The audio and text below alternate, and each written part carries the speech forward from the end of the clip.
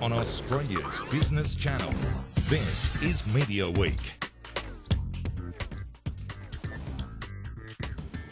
Hello and welcome to the show. I'm Carson Scott. Now, just days after celebrating the 50th anniversary of the Australian newspaper at a black tie soiree in Sydney, Rupert Murdoch making an attempt to do the biggest deal of his career and create the world's largest media company on revenues.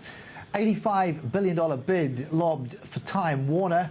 It's been rebuffed at the first salvo, but analysts are saying that the 21st Century CEO and chairman will be back. Well, my co-host today, James Manning, editor and publisher of Media Week.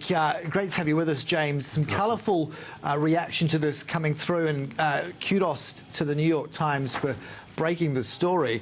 RBC capital markets analysts saying in a research note, regardless of the outcome, we believe it'll be tough to put the toothpaste back in the tube. Sentiment-wise, the game of consolidation will now be afoot. Do you agree? Yeah, look, when something like this happens, it always seems to eventuate either a slight variation of the original deal, or perhaps another purchaser appears on the scene. There's plenty of people out there with deep pockets, the ability to funding. If for whatever reason, News Corp, also 21st Century Fox, wasn't able to get this bid across the line. That's interesting. You say there are plenty. Others are saying, look, there are a few competitors that might emerge unless a tech giant like Google or Apple makes a big push into content. When I say plenty, that's all with it. Yeah, that's pretty much it. Yeah, name it on three fingers. It's a small group, but there are some. Right. And yeah, those tech people to date who've shown a reluctance to really get into the content game. But it's always been thought that, look, if they ever did, they could certainly make a big impression initially, and that's what could happen here. I mean, maybe they might even be interested, it's been said today, in the CNN asset, which I think 21st Century Fox proposed in their original bid to Time Warner, that they would sell that off, dispose of that. Yeah, in terms of meeting antitrust requirements, said that they could net as much as $10 billion for that if it was put on the block. Tell me about this idea of the cable companies, the likes of Comcast, muscling in. Bigger is now better, right? You've kind of got to be together as one to take them on. Yeah, and that would certainly put 21st Century Fox up in that A league of, I mean, you could argue they're already there, but in terms of the broadcast space in the US, which is probably dominated by the Disney group, it's ABC, ESPN and NBC Universal, it would certainly put 21st Century Fox up in that league and arguably number one. What are you picking, just briefly, finally? Some are saying a fairer price, $100 a share, so that implies a sweetener. That's not my speciality, but the commentary is that, look, if they, this wouldn't be their first and final bid, surely, in something like this. You start up with what you think, and then you see what the response is, and you rise, modify accordingly. All right, watch this space. And if history's any guide, and you look at the most recent Big Bertha one, which was, of course, Dow Jones, it was only a matter of months before we got a strike on it. So, you'd be very confident something's going to happen here. Well, James, let's stay in this space because, as we were mentioning, bigger picture, this week, 50th anniversary for the Australian newspaper, a veritable who's who of the country's power brokers, including the Prime Minister, attending a gala dinner to celebrate the broadsheet started by a then 33-year-old Rupert Murdoch all the way back in 1964. Well, the issue of the future as readers are now migrating online, that's been addressed front on. Not only at the Australian, but around the country, we have devoted editors, determined reporters, and committed business teams who are producing compelling newspapers, but who also understand that mastheads are platforms. They comprehend that content has a value, regardless of how you deliver it, and that you should charge for that content. Done intelligently, digital delivery enhances newspapers. With a little luck and some great advance in medicine, on which we are on the cusp, some of us will be here in another 50 years celebrating Australia's centenary. One thing is certain, the Australian will be here. Let's get more. Chris Mitchell, Editor-in-Chief of The Australian, joining us now from News Corp HQ at Holt Street in Sydney. Chris, great to have you on the show.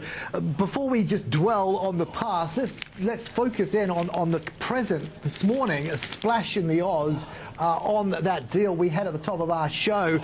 Looking at your competition here, the Fin, there's nothing. SMH, there's nothing.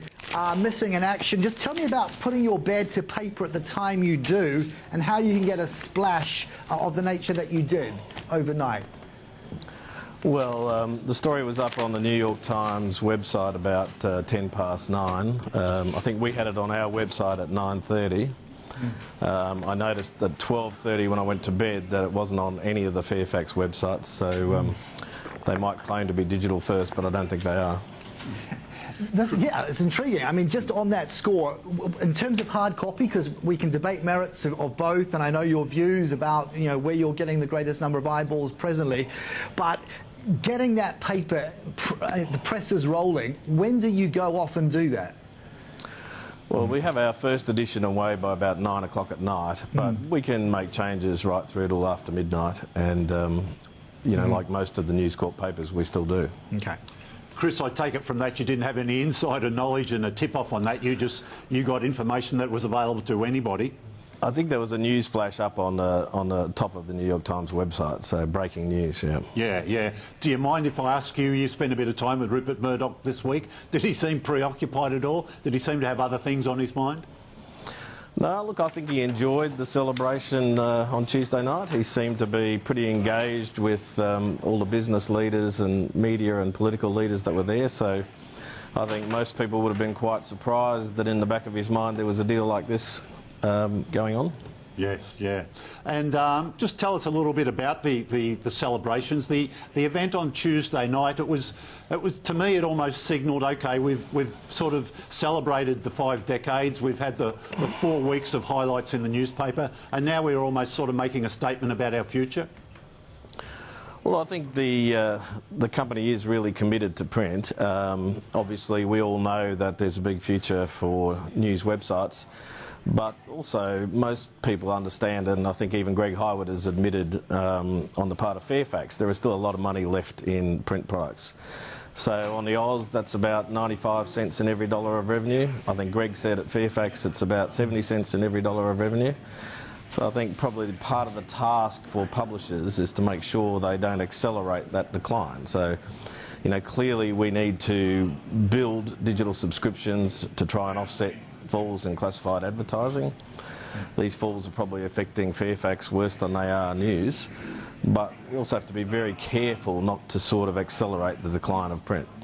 Speaking of which, Chris, you sat in that same studio not so long ago speaking to your own media editor and said, quote, the name of the game in paper is to lift display advertising and cover prices.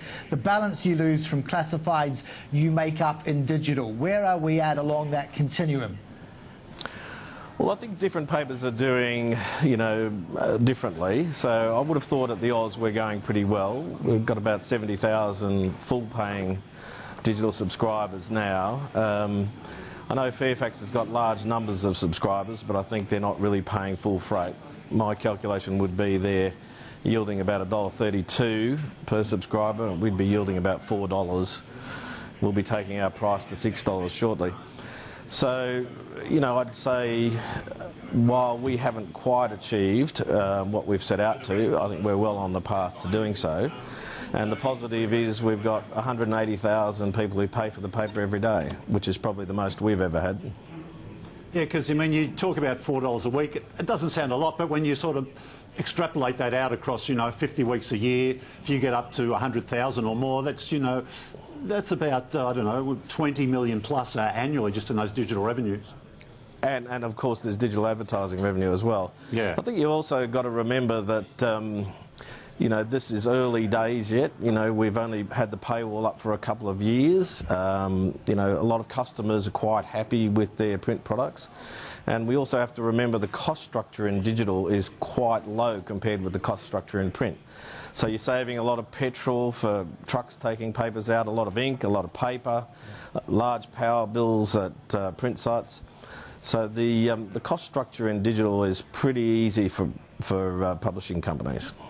Chris, there you are in a gleaming studio. What sort of traction are you getting on video as part of a more holistic, horrible word, but in terms of suite of offerings for subscribers? How in use is that facility? How happy are you with it? Well, I think we all have to do more, but I think you are seeing an acceleration of what all newspapers are doing in video. And overall, I think we'd be pretty happy with the progress on the Oz website. I certainly think if you look at the tabloids and news.com, I think they're doing pretty well. And Chris, give us an update. Where do you think we are with the tablet take-up? We saw, you know, a big take-up with people initially. A lot of people thought it'd be a great consumption device for print products, magazines and newspapers. It seems to have backed off a little bit, though, recently. A bigger move to mobile devices like smartphones. Look, I think mobile usage is growing very quickly, but of course the numbers as far as revenue goes are not particularly attractive for publishers, whereas I think the potential for publishers via advertising on tablet is pretty high. So if we look at the Times in London, tablet subscribers are now spending about 45 minutes a day on their tablet compared to 40 minutes a day on their paper. Similarly, since the last version of our iPad app, we've seen engagement levels increase pretty dramatically. So people are spending much longer with the tablet than they spend with the website, and the website much longer again than they do with the mobile. So it seems to me the best potential for publishers to achieve newspaper-like advertising rates is really via the tablet. Chris, a question sort of without notice, one I've always been intrigued about. Paul Dacre, editor of The Mail, famously in the UK, says to his troops every morning, "What's making us angry?" What's your missive? What's your question, your lead question to your troops every day? What's the one question you ask consistently of them? Well, I think what we try to do is have a morning conference that's pretty flat in structure, so we all try to bring some good ideas to the table. I spend quite a bit of time in the morning trying to think of my 3 or 4 big ideas for the day, and one of our old managing directors, Ken Cowley, once said to me, the secret to editing is to have a good idea every day, and I think that's pretty right. So I can understand where Lord Dacre's coming from. Yeah, that's sound advice. Yeah, Chris, I just wondered too, there's some great stuff going back through your archives in the sort of 4 weeks leading up to the eventual celebration this week. Were there any things that you or the team came across you thought, gee whiz, they had some pretty good ideas in the old days that you might be able to rework again in the paper?